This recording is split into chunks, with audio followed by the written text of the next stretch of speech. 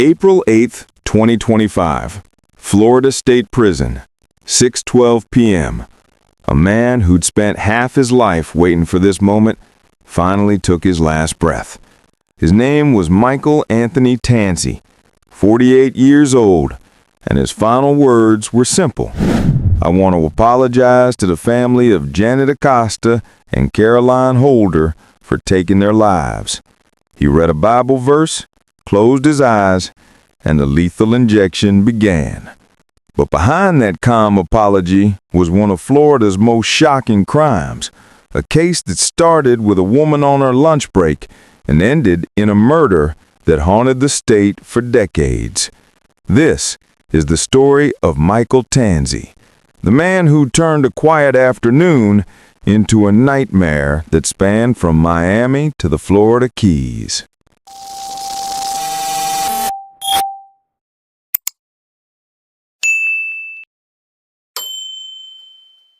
It was April 25, 2000 in Miami, Florida. 49-year-old Janet Acosta worked at the Miami Herald, dedicated, reliable, and loved by everyone who knew her. She took her usual lunch break at the Japanese rock gardens on Watson Island. She wasn't doing anything unusual, just sitting in her van, reading a book, and enjoying the warm spring air. But that quiet moment was about to collide with a man whose life had already spiraled into chaos. Enter Michael Tanzi, a 23-year-old drifter from Massachusetts. He was stranded in Miami, broke, angry, and desperate. He spotted Janet sitting alone in her van and walked up, polite at first, asking for a cigarette and the time. Janet looked up, probably thinking this was just another passerby, but within seconds, everything changed.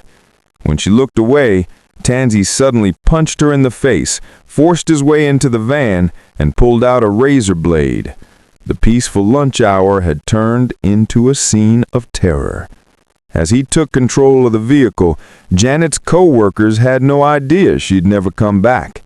Tanzi drove south toward the Florida Keys, and what happened on that drive would haunt investigators for years. Tanzi kept driving, miles and miles away from Miami, with Janet tied up in the back of her own van. At a gas station in Homestead, he stopped, found rope and a towel inside her van, and bound and gagged her. He took $53 from her purse, grabbed her bank card, and forced her to give up her PIN. According to court records, he also sexually assaulted her, not once, but multiple times during that long, horrifying journey. He continued driving south into the Florida Keys. Around 5:15 p.m., he stopped at an ATM in Tavernier, withdrawing money using Janet's card. Then he made a chilling stop, a hardware store, where he bought duct tape and more razor blades. He was planning ahead and not for escape. By evening, they reached Cudjoe Key, a small, quiet island about 20 miles from Key West. There, Tanzi led Janet into a wooded area. He told her he was going to kill her, and she begged for her life. According to his confession, he wrapped a rope around her neck and started to strangle her. Then, partway through, he stopped. Not because he changed his mind, but because he wanted to cover her mouth, nose, and eyes with duct tape, so she couldn't scream. And then, he finished the job. He left her body in a secluded patch of woods, alone, silent, and far from home. After killing her, Tanzi drove her van to Key West, used her ATM card again, bought marijuana, and hung out with friends like nothing had happened. That's the part that chilled detectives the most, how normal he acted after what he'd done. 2 days later, police tracked down Janet's van in Key West. When they confronted Tanzi, he didn't run.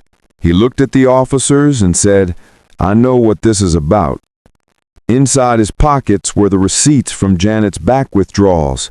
Within hours, he gave a full confession, not just to the kidnapping and murder, but to something else. Something that predated everything in Florida. He admitted that he had killed another woman months earlier, Caroline D. Holder, a 37-year-old laundromat worker in Brockton, Massachusetts. That case had gone cold for months. Caroline had been stabbed and beaten at her workplace in 1999. No suspects, no closure, until Tanzi opened his mouth. He told investigators how he'd done it, but since Florida was already seeking the death penalty, Massachusetts never charged him. For Caroline's family, that confession was both relief and heartbreak. They'd finally know who did it, but they'd never get their trial. And for prosecutors, it showed a dark truth. Janet's death wasn't random. Tanzi was already a killer. So who was Michael Tanzi, and how did he end up here? Born February 27, 1977, near Boston, his childhood was a storm of trauma and neglect. His lawyers would later say that he was sexually abused by a childhood friend and physically and emotionally tormented by his father, a man who became more violent after he was diagnosed with pancreatic cancer. Friends described seeing his father slam Tanzi's head into a truck, while his mother was often away from home. At school, he fought constantly, couldn't focus, couldn't connect. His mother once tried taking him to a meeting for abuse victims. He refused. By the time he was 11, the damage had already been done. Tanzi shut down emotionally, grew angrier, and started rebelling against everything: teachers, family, and eventually the law. He dropped out, got into drugs, and started stealing cars. One friend described him as a fuse waiting to blow, and when he did, it was catastrophic. After his arrest in Key West, Tanzi didn't hesitate to talk. He waived his rights and gave police an audio and videotape confession that was as detailed as it was chilling. He explained every step, from attacking Janet at the park to driving her van to the final moment in Cudjoe Key.